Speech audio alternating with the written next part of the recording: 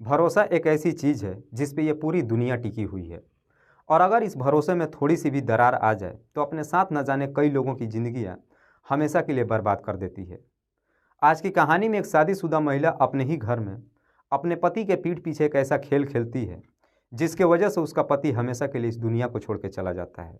लेकिन जब इसका असलियत खास करके गांव के लोगों को जब मालूम चलता है तो इसे सुनने के बाद गांव का हर व्यक्ति सिर्फ एक ही जवाब देता है कि इसका ऐसा अंजाम होगा, हमें पहले से ही मालूम था। काश कि अगर गांव वालों ने पहले ही सोच समझ के कदम उठा लिया होता तो शायद ये व्यक्ति आज इस दुनिया में जिंदा होता। वाकई में दोस्तों, आज की जो कहानी है ये आपको भी कहीं ना कहीं सोचने और समझने पे मजबूर कर देने वाली है।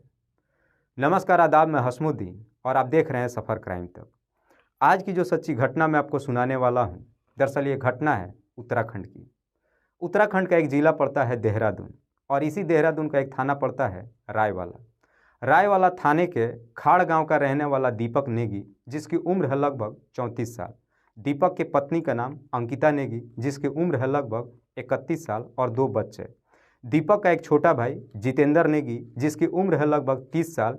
जितेंद्र की पत्नी का नाम सोनी नेगी, जिसकी उम्र है लगभग 28 साल। ये 6 सदस्य का परिवार इसी खाड़ गांव में पिछले 8 साल से अपना जीवन व्यतीत कर रहे थे। बात कर रहा हूं मैं 10 मई 2022 के रात्रि के 2 बजे के आसपास। अंकिता अचानक अपने बेड से उठती है और अपने देवरानी का दरवाज़ा खटखटाना शुरू करती है, जोर जोर से चीखना चिल्लाना शुरू करती है। उस वक्त जितेंद्र अपनी पत्नी सोनी के साथ गहरी नींद में सोया हुआ था।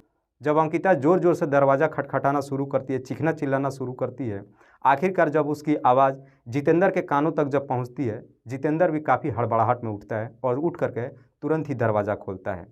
जैसे ही दरवाज़ा खोलता है, अंकिता काफ़ी तेज़ी से कमरे के अंदर घुसती है और काफ़ी हड़बड़ाहट में अपने देवर जितेंद्र से कहती है कि तुम्हारे भैया को न जाने क्या हो गया है।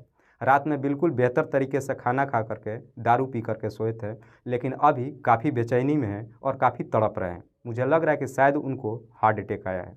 जैसे ही अंकिता इस तरह की बातें जितेंद्र से कहती है, जितेंद्र और उसकी पत्नी सोनी भागते दौड़ते दीपक के कमरे में पहुंचते हैं। जैसे ही कमरे में पहुंचते हैं तो देखते हैं कि दरअसल दीपक अपने बेड पे काफ़ी अस्थिर पड़ा हुआ था, ना तो हिल रहा था ना ही डोल रहा था। दीपक के नाक से खून बह रहा था, उसके चेहरे पे चोट भी लगा हुआ था। जितेंद्र जब अपनी भाभी से पूछताछ करता है कि आखिर भैया के चेहरे पे चोट कैसे लगी है, तो अंकिता बताती है कि मैं गहरी नींद में सोई हुई थी, तुम्हारे भैया न जाने कब बेड से नीचे गिर गए थे, काफ़ी छटपटा रहे थे। शायद नीचे जब गिरे हैं उसी वजह से इनके नाक पे चोट लग गई है और इनके चेहरे पे घाव के निशान भी दिखाई दे रहा है। इन्हें तुरंत ही हॉस्पिटल लेकर के चलो। आखिरकार जितेंद्र आनन फानन में दीपक को उठा करके नज़दीकी हॉस्पिटल लेकर पहुंचता है। लेकिन जैसे ही हॉस्पिटल में लेकर के जाता है, डॉक्टर तुरंत ही दीपक को मृत घोषित कर देते हैं। वहाँ भी अंकिता डॉक्टर से कहती है कि मेरे पति को हार्ट अटैक आया है। लेकिन डॉक्टर जब दीपक को देखते हैं कि उसके नाक से खून बह रहा था, उसके चेहरे पे काफ़ी चोट के भी निशान दिखाई दे रहा था, डॉक्टर को थोड़ा सा शक होता है और तुरंत ही इस बात की खबर रायवाला पुलिस थाने को दे देता है। जैसे ही रायवाले पुलिस थाने को खबर मिलती है, पुलिस भी तुरंत हॉस्पिटल में पहुंचती है और दीपक के डेड बॉडी को अपने कब्जे में लेकर के पोस्टमार्टम के लिए भेज देती है। लेकिन जैसे ही पुलिस दीपक के डेड बॉडी को अपने कब्जे में लेती है पोस्टमार्टम कराने के लिए, इस पर अंकिता इसका विरोध करने लगती है और कहती है कि मेरे पति को हार्ट अटैक से मौत हुई है, उनका पोस्टमार्टम क्यों। लेकिन पुलिस कहती है कि दीपक के चेहरे पे काफ़ी घाव के निशान हैं और मरने से पहले ही उसके नाक से खून बह रहा था, इसीलिए हमें शक है कि शायद दीपक की हत्या हुई है। एक बार पोस्टमार्टम हो जाने दो, सब कुछ साफ हो जाएगा। और आखिरकार पुलिस अब दीपक की पोस्टमार्टम रिपोर्ट का इंतजार करने लगती है। लेकिन दीपक का पोस्टमार्टम रिपोर्ट आने में थोड़ा सा वक्त लग जाता है। लेकिन जब तक पोस्टमार्टम रिपोर्ट नहीं आता है, पुलिस अपने तरीके से इस केस की छानबीन करना शुरू करती है। पुलिस अपनी तमाम कोशिश कर लेती है, लेकिन इसके बावजूद भी पुलिस वालों के हाथ में कोई भी सबूत नहीं मिलता है।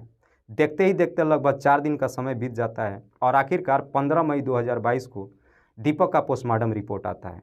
जैसे ही पोस्टमार्टम रिपोर्ट आता है, उस पोस्टमार्टम रिपोर्ट से ये साफ खुलासा हो जाता है कि दरअसल दीपक की दम घुटने की वजह से मौत हुई थी। दीपक की गला दबा करके हत्या की गई थी। जैसे ही इस तरह का पोस्टमार्टम रिपोर्ट आता है, पुलिस वाले रिपोर्ट जब देखते हैं, सबसे पहले पुलिस वालों को अंकिता के ऊपर ही शक जाता है कि उस वक्त दीपक अपने कमरे में सो रहा था और उसकी पत्नी कह रही थी कि उसके पति को हार्ट अटैक आया है।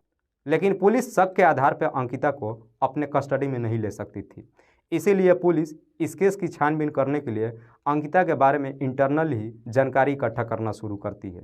पुलिस सबसे पहले अंकिता के मोबाइल का सीडीआर निकालती है और साथ ही साथ 2 पुलिस वालों को खाड़ गांव में सिविल निवास में भेजती है। ये पता लगाने के लिए कि दरअसल दीपक और अंकिता का रिश्ता कैसा था। जैसे ही पुलिस अंकिता के मोबाइल का सीडीआर निकालती है तो उसके सीडीआर में एक ऐसा नंबर मिलता है जिससे साफ पता चलता है कि अंकिता उस नंबर पर लगातार पिछले कई महीनों से बातचीत कर रही थी। दो पुलिस वाले खाड़ गांव से अंकिता और दीपक के बारे में एक ऐसी जानकारी लेकर आते हैं। जब पुलिस वालों को बताते हैं तो पुलिस वालों को अब डायरेक्ट ही अंकिता के ऊपर शक चला जाता है। जिस नंबर से अंकिता लगातार बातचीत करते आ रही थी वो नंबर सतेंद्र के नाम पर रजिस्टर्ड था। सतेंद्र श्यामपुर गांव का रहने वाला था। पुलिस तुरंत ही अंकिता और श्यामपुर से सतेंद्र दोनों को अपने कस्टडी में लेकर के थाने पहुंच जाती है और फिर इन दोनों को सामने बिठा करके इन दोनों से पूछताछ करना शुरू करती है। पुलिस अपनी तमाम कोशिश कर लेती है इन दोनों को सामने बिठा करके, लेकिन इसके बावजूद भी एक भी ये दोनों सच्चाई नहीं बताते हैं। इसीलिए पुलिस अब इन दोनों को अलग अलग बिठा करके और इन दोनों से सख्ती से पूछताछ करना शुरू करती है। पुलिस जब दोनों को अलग अलग हटा करके पूछताछ करना शुरू करती है, आखिरकार सतेंद्र अपनी सच्चाई कबूल कर लेता है। सतेंद्र बताता है कि दरअसल वो श्यामपुर गांव का रहने वाला है। सतेंद्र जो कि फौजी रह चुका है, साल 2013 में फौजी की नौकरी छोड़ चुका है। लेकिन सतेंद्र जैसे ही साल 2013 में फौजी की नौकरी छोड़ता है, अपनी पत्नी से भी तलाक ले लेता है और फिर अपने ही इलाके में लोगों का घर बनाना शुरू करता है, टेंडर लेना शुरू करता है। 2 साल के बाद सतेंद्र दूसरी शादी करता है और दूसरी पत्नी से 2 बच्चे भी होते हैं। दिसंबर 2021 में सतेंद्र दीपक का घर बनाने का टेंडर लेता है पूरे 31 लाख में, और इसी सिलसिले में अक्सर अब सतेंद्र दीपक के घर आना जाना शुरू करता है।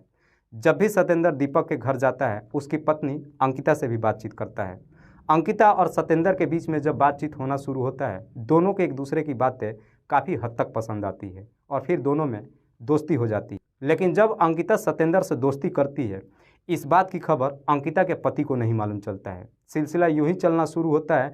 दोनों के बीच में अक्सर लंबे समय तक बातचीत होना शुरू होता है। बातचीत होते होते आखिरकार सतेंद्र और अंकिता के बीच में लव अफेयर शुरू हो जाता है और उसके बाद से अंकिता सतेंद्र को अपने ही घर में बुलाती है और अपने ही घर के अंदर सतेंद्र के साथ में संबंध भी बनाती है। लेकिन जैसे ही लव अफेयर शुरू होता है, इस बात की खबर दीपक को मालूम चल जाता है। इसलिए एक दिन दीपक और उसका भाई जितेंद्र अंकिता को काफ़ी समझाते हैं, उसकी देवरानी भी समझाती है। इन सबको समझाने के बावजूद भी इन सब की बातों को दरकिनार करते हुए अंकिता सतेंद्र से मुलाकात करती है। देखते ही देखते इस बात की खबर पूरे गांव में फैल जाती है। जब गांव के लोगों को मालूम चलता है, आखिरकार गांव के लोग दीपक को समझाते हुए कहते हैं कि तुम सतेंद्र को अपने घर पे आने जाने से ही रोक लगा दो। दीपक भी सतेंद्र को अपने घर पे आने जाने से रोक लगा देता है, लेकिन तब तक काफ़ी देर हो चुकी थी। दीपक जब भी घर पे नहीं होता था, उसी बीच अंकिता सतेंद्र को अपने घर बुलाती थी और अपने ही घर में सतेंद्र के साथ में संबंध बनाती थी। लेकिन ये सिलसिला भी ज़्यादा दिनों तक नहीं चला और इस बात की खबर एक दिन फिर से दीपक को मालूम चल गया, और जिस दिन मालूम चला अपनी पत्नी के साथ काफ़ी मार पिटाई किया और उसके बाद से सतेंद्र उसके घर आना जाना छोड़ दिया। 10 मई 2022 के रात के वक्त दीपक अपने पूरे परिवार के साथ खाना वाना खा करके सोता है, दारू भी पी करके सोता है।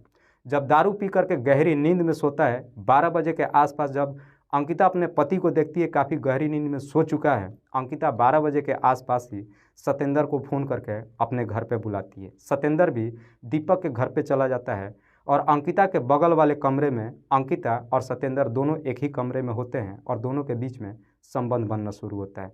तभी अचानक दीपक की आंख खुल जाती है। दीपक की जब नींद खुलती है और अपने बेड पे अपनी पत्नी अंकिता को नहीं देखता है तो उसको ढूंढते हुए बाहर निकलता है। जैसे ही बगल के कमरे तक पहुंचता है, अचानक उसके कानों तक हल्की सी आवाज़ पहुंचती है।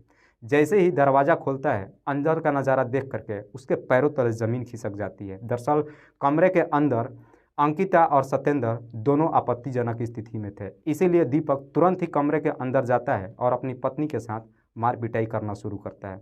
इस तरह का स्थिति देख करके सतेंद्र और अंकिता को भी समझ में नहीं आता है कि अब क्या होगा। दोनों को डर सताने लगता है कि शायद अब हम किसी को मुंह दिखाने लायक नहीं रहेंगे। आनन फानन में दीपक को कमरे के अंदर खींच करके गेट बंद कर देते हैं और दीपक को बेड पे पटक करके अंकिता और सतेंद्र आनन फानन में एक कपड़ा लेकर के दीपक के गले में लगाकर तब तक जोर से खींचते हैं जब तक दीपक की सांसें नहीं रुक जाती। और उसके बाद से सतेंद्र और अंकिता दीपक के डेड बॉडी को उठा करके उसके अपने कमरे के बेड पे ले जा करके सुला देते हैं। उसके बाद से सतेंद्र अपने घर चला जाता है और फिर 1 घंटा इंतजार करने के बाद रात्रि के करीब 2 बजे के आसपास अंकिता अपने देवरानी के गेट पे जाती है और ज़ोर ज़ोर से चिखला चिल्लाना शुरू करती है। जैसे ही जितेंद्र गेट खोलता है, अंकिता कहती है कि तुम्हारे भैया को हार्ट अटैक आ गया। वाकई में दोस्तों, जब ये पूरी कहानी सत्येंद्र पुलिस वालों को बताता है तो इसी के तहरीर पर पुलिस तुरंत ही सत्येंद्र और अंकिता दोनों को अपने कस्टडी में लेकर इन दोनों पर गंभीर धारा में मुकदमा दर्ज करके जेल भेज देती है। दोस्तों, इस कहानी को सुनाने का उद्देश्य मुझे किसी को परेशान नहीं करना है, किसी को तकलीफ नहीं पहुंचाना है। बस आपको बताना है आप जहां भी रहें सुरक्षित रहें और अपनों का ख्याल रखें। तब तक के लिए जय हिंद, जय भारत।